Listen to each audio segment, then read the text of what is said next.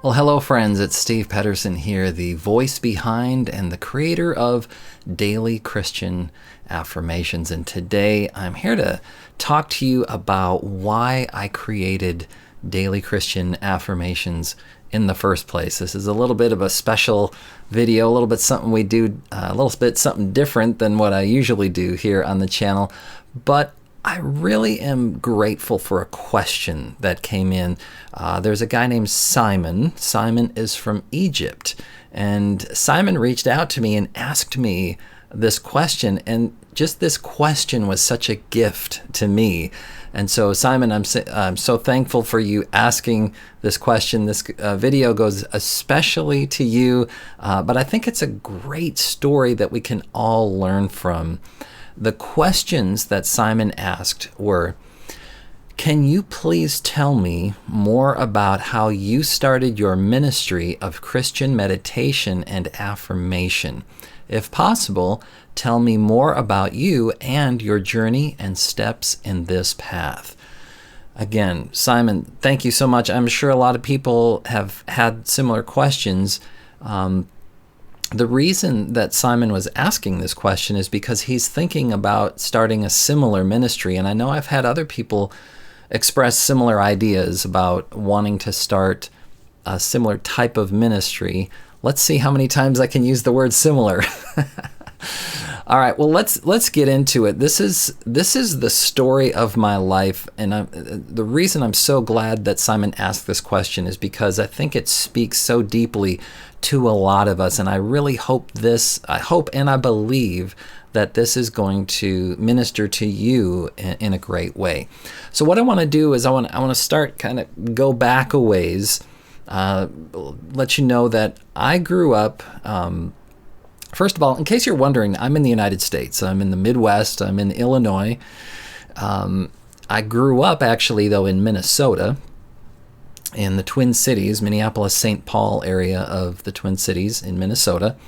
And I grew up in a Catholic family. And so ever since I can remember, my family had been going to a Catholic church.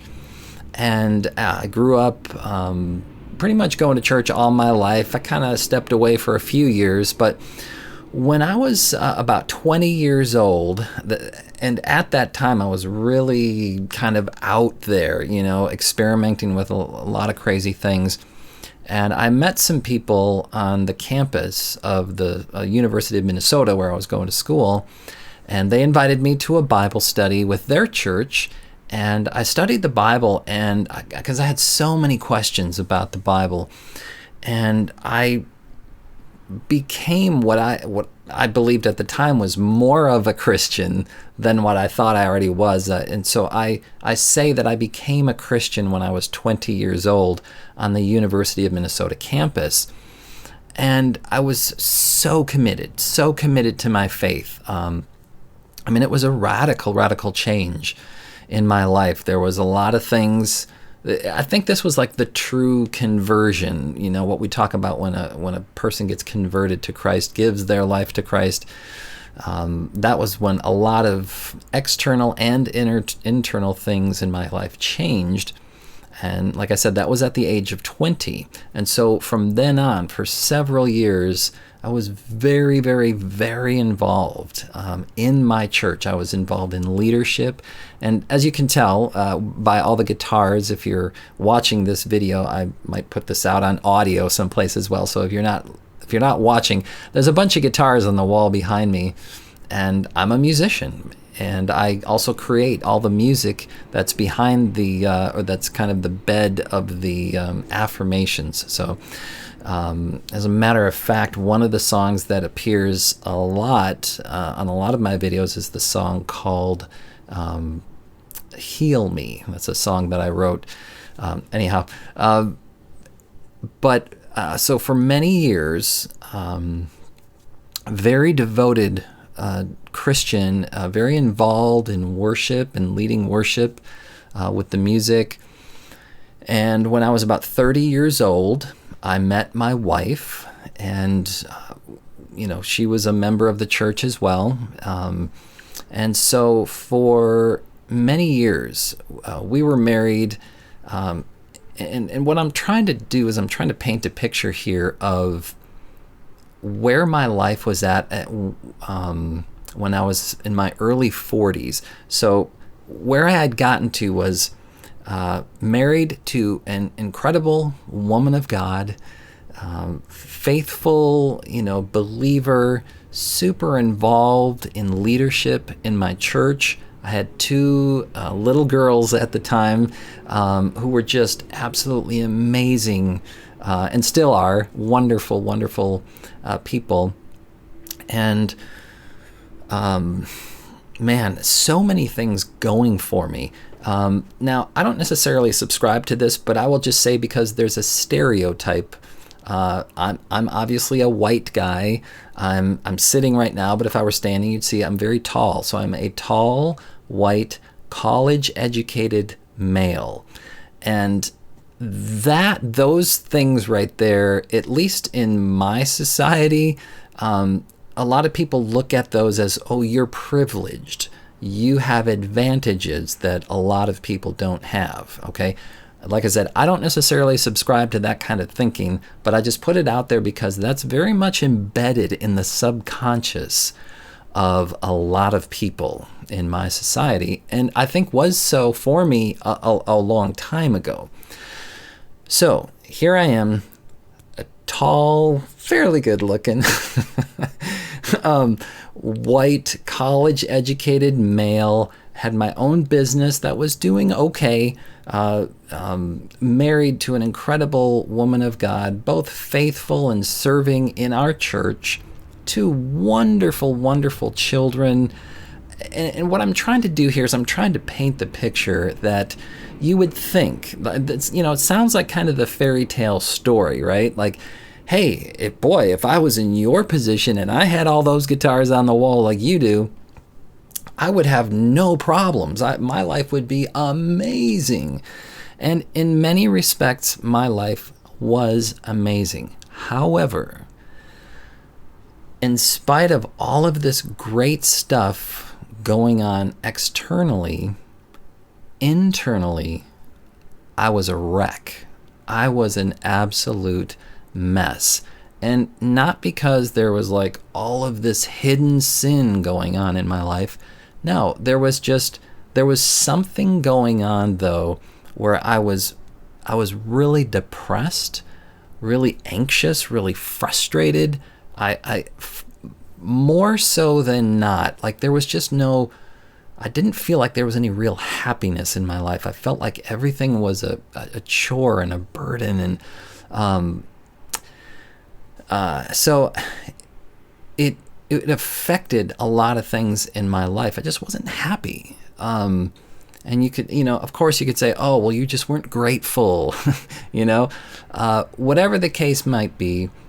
And I knew that I was not, what they call clinically depressed. In other words, I knew, because I actually had been institutionalized when I was in high school. I was actually put in not an insane asylum, but I was locked up in a mental health ward for about a week because I had left a suicide note, and they sort of treated me from that point on with some chemicals, and we realized very soon that was not the solution. I was not, what they call biologically or clinically depressed. Just had a lot of issues in my life that were not getting dealt with. And, so those things got dealt with, but now here I am again at age about 42, realizing, okay, I'm a part of a great community. Now, and I say this because I know some church fellowships, you go, it's like, I don't want to bash any particular church, but like when I was growing up, you would go to church on Sunday morning and that was it. Like you didn't have any contact with people in the community of the church outside of you barely even had any contact with them on Sunday mornings. So where I was though at that point when I was 42, so much support. I mean, very involved, like I said, very involved with my church, and and super active, like on a daily basis with people and with one another. So in spite of all of that going on, what I realized was that I need some more help. I need some kind of professional help to help me get out of this funk, this rut that I've been in. And so I reached out to a guy who I had received counseling from many, many years prior to that, about 20 years previously. I reached out to him and I said, hey, just want to reach out and say, I'm going through some things, what do you recommend? Do you have anybody that you could refer me to, that kind of a thing? He said, well, listen, I've started doing life coaching, and, if you're open to that, we can work together for a bit. And so I started working with this life coach. And one of the very first things that I started learning from this life coach were affirmations. I started learning about the power of your thinking and your beliefs, your subconscious beliefs in particular. See, when we talk about beliefs in, the kingdom or the church, we often think that we're referring to biblical beliefs or spiritual beliefs or religious beliefs, but there's so many other beliefs that are going on subconsciously beneath the surface that determine the entire outcome of our life and our state, our present state. So as I began to learn that, and I began to see the power of affirmations, I was like, oh my gosh, this is incredible, and it's starting to have an effect on my life. It's starting to change my life and my outcomes. However, the affirmations were not necessarily Bible-based affirmations. I'm not saying they were bad. Of course, they were incredibly helpful. But what I started doing was I started looking like on YouTube and looking at other places like, wow, from what I understand, like how I started with affirmations was my coach would have me write them out on a piece of paper, like write out almost like you were doing lines, like if you've been bad at school, they have you write lines. I will not throw chalk at the teacher or whatever. So he would have me write out on a piece of paper like 25 times a day. We would pick up one particular affirmation and write it out every day for a week and just see how does that change you, okay? And so then I started hearing about, oh, you mean there's audio programs where I could listen to affirmations and actually get into sort of an alpha brainwave state where these affirmations would have even sort of more of a deeper impact on me? This sounds fascinating. And so I started checking those out, and what I found, of course, was that there was some stuff out there that was really sort of what I would call spiritually neutral.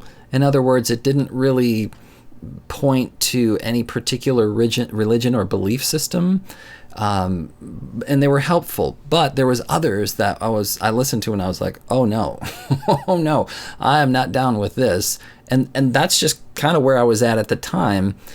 And so I started thinking about the Bible, and I started thinking, well, Bible, affirmations, I wonder if we could put the two together somehow. And I'd never seen anything like that out there. So I started just taking scriptures and just sort of rewording them and rephrasing them. So for example, a scripture is, do nothing out of selfish ambition or vain conceit, but in humility consider others better than yourselves. I think that might be in Philippians 2. But if you think about that Bible verse, it's a command. And when you read it, that's what you're hearing. You're hearing a command from somebody else. Do nothing out of selfish ambition. Well, I thought, well, how could I take that Bible verse and turn it into a positive affirmation statement that I would say myself? So, because when you say it, it's like you're giving a command to somebody else. So I thought, how can I say it so that it applies to me? So I thought, do nothing out of selfish ambition. Okay, well, I I do everything out of humility. Well, of course, that sounds ridiculous, for a Christian to say, oh, I do everything out of humility. That sounds like a very proud statement and an out of touch statement. But that's the point of affirmations. It's not necessarily that, hey, this is an indication of who I am or what I believe. But this is a seed that I'm planting about what I want to be a reality in my life. And so I started coming up with a bunch of these, and I thought, I wonder if I could write a book. And so I thought about, let me try writing a book. And the idea that went through my head was, I'm going to write a book called 101 Daily Christian Affirmations. And so I went to work on it, and I had like maybe 10 affirmations, and I was like, ooh, I got a long way to go to get to 101. But I put that book together, and I published it as an ebook on Amazon, and it's still available. You can go to Amazon now and get 101 Daily Christian Affirmations. And what I did was I just put, the affirmation and then the scripture that the affirmation was based on. And the whole idea was like, hey, you could either focus on one of these a day or all 100 of them, read through them all in a day, whatever. So that's where it all started, because I wanted to I realized the power of affirmations, and I wanted to get that power into, like, sort of through the filter of the scriptures and then into my subconscious mind and get the results that I wanted to see in my life. So that's kind of how it all started. Quite a journey. Then, after publishing that book, it kind of, for a few years, for several years actually, the idea kept going around in my mind like, well, what else could I do with this? I've got this book. Apps were a big thing. I had thought about possibly putting them on YouTube. Just kind of went around and around in my head for a long time. And then a few years ago, I think about 2018, I started working with a different coach, and I had just released an album of music that I called, the album was called The Dream Highway. And it was all about, one of the songs was about affirmations. A couple of the songs were about affirmations and about this journey that I had been on in my life, and started working with this coach who was kind of like a music marketing kind of guy. Bob Baker, actually, is his name, and he has an incredible affirmations YouTube channel, and I think Bob Baker Inspiration. I'll link to it. But Bob, as we were kind of going through our coaching, he was coaching me not just on my music, but just kind of in general how I wanted to have an impact in the world. And this was something that had come up a couple of times. I was like, I'm really interested in Christian affirmations and helping people change their lives through affirmations. And there might be some people that they're not really comfortable with, maybe quote unquote worldly affirmations, that they might be more comfortable with Christian affirmations. And he said, well, Steve, I've got a YouTube channel where I'm doing affirmations, and it is blowing up. I mean, people are really needing affirmations. You might want to give that a try. And so because of that, that's when I started the Daily Christian Affirmations YouTube channel and started creating these audio programs for people to listen to and to meditate to. So that's how all of this kind of came about. I hope that answers some of your questions. Simon, you said, can you please tell me more about how you started your ministry? So that's kind of how it came about, me and my journey and my steps in this path. Now, to answer, like, maybe specifically, like, how do I come up with these affirmations? Because obviously now I'm way past 101. I've got, almost 101 videos, and each video has at least 21 affirmations in there. How do I come up with all of these affirmations?